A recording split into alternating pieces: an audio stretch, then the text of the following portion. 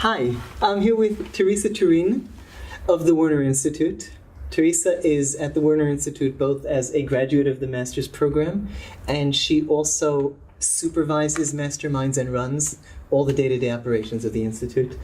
And I'm very glad that you joined me here to talk about negotiation situations you've been involved with. And as we were sitting down to talk about this talk,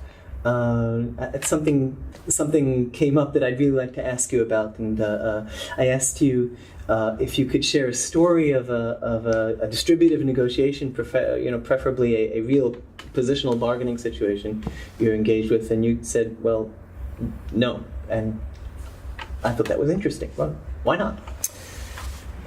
Well, it is interesting. Yeah. As I think about it, I am by nature, I think, an avoider of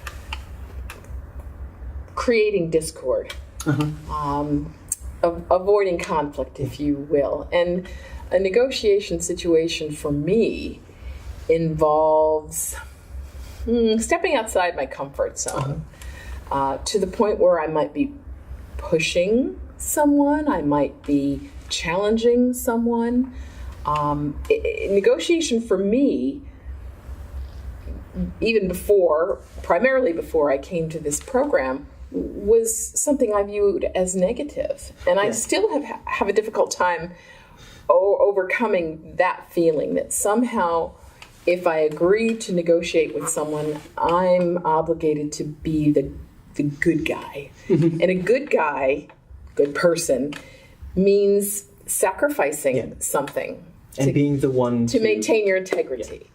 Yeah. That may not be the case, but that has been historically my discomfort with being party to a negotiation. And so when you picture, if I can put a picture in your mind of you with a previous employer, let's set Creighton aside for now, and you picture yourself and you feel that you deserve a raise, and now you picture yourself knocking on your employer's door.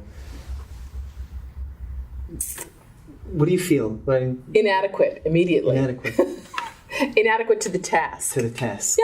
Yeah. And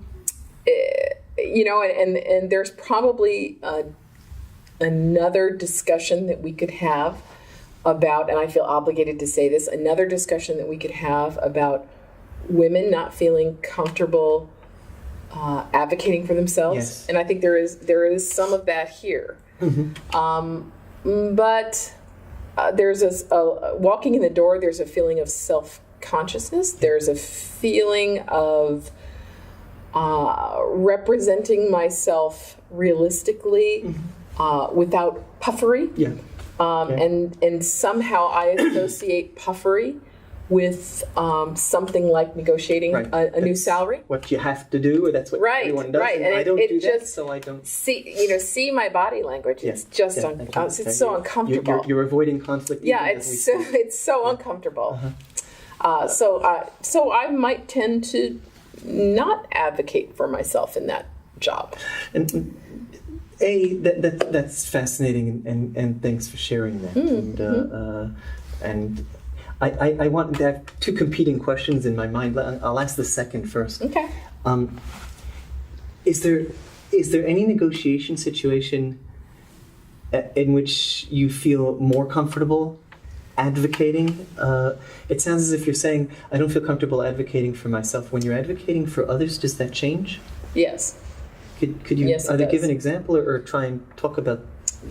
I can actually talk about a situation that I'm currently in.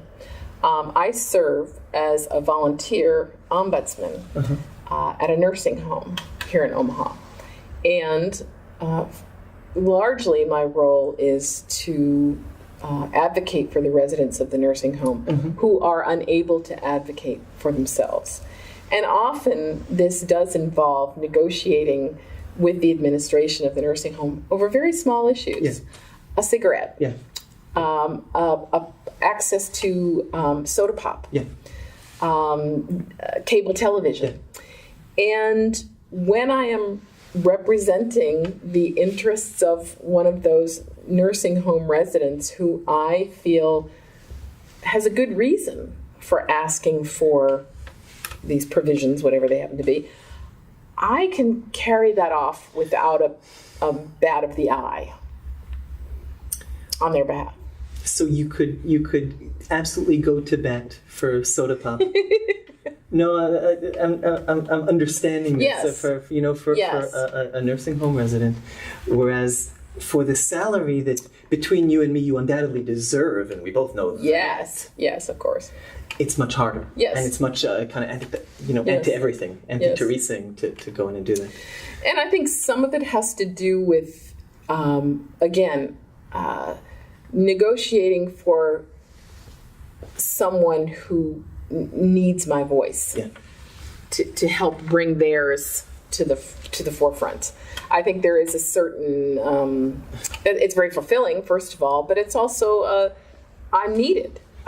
Someone needs me. And that mobilizes something that charges you. Right. The ego shifts. The ego is out of it. Would I be forward or incorrect in guessing that when it comes to taking care of your children, you advocate differently than when you advocate for yourself? Absolutely. Absolutely. In the same way. Yeah. Has any of this changed, even if not fundamentally, but have you gotten any better in any way at doing this since you first started studying negotiation, which is now a couple of years ago, maybe a little more? Yes. A few years ago. Has this?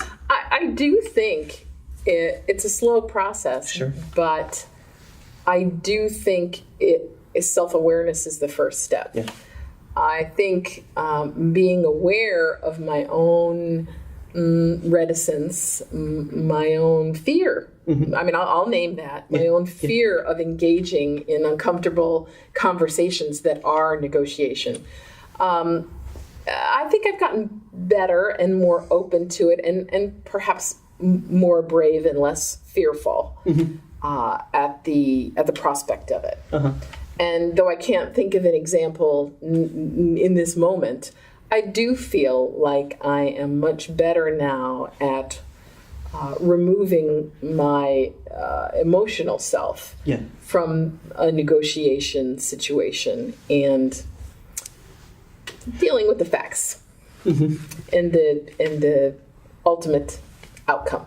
And since I know that you, as a person, do not dissociate from your emotional side, I do understand that what you're saying is you're not talking about the local emotional issue, right, but you're saying that the emotional baggage, whatever it is that caused your negotiation orientation to stay on the avoidance side of the spectrum, you're able to step outside that. Yes, to set the fear aside. And you're right, because in any negotiation, part of the productive response that you'll have to another party in negotiation is your emotional reaction, connection to one another. So yes, I'm glad you brought that up. Yeah, and also I'd be scared because if what happened is, you came into the program, you signed up, and we suddenly turned you into the Terminator.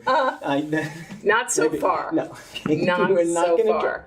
Not so far. Teresa, thanks so much. I think that for students watching this, just like for me, there are many people out there whose conflict orientation is avoidance. And of course, in our world, that tends to get put down or shushed down or, kind of looked down upon. Well, you got to be a go-getter in order to... Right. And that's like looking at, half the population and saying, wait, but don't we fit in? And what about us? And we have... And I think that putting it out there and... Not only sharing it, but also kind of describing the path that runs through self-awareness and through learning and practicing that leads you into, not changing fundamentally, but being able to live with that differently. I think that's very valuable. It's being in the moment differently. Exactly. Perfect. Thanks. Thank you.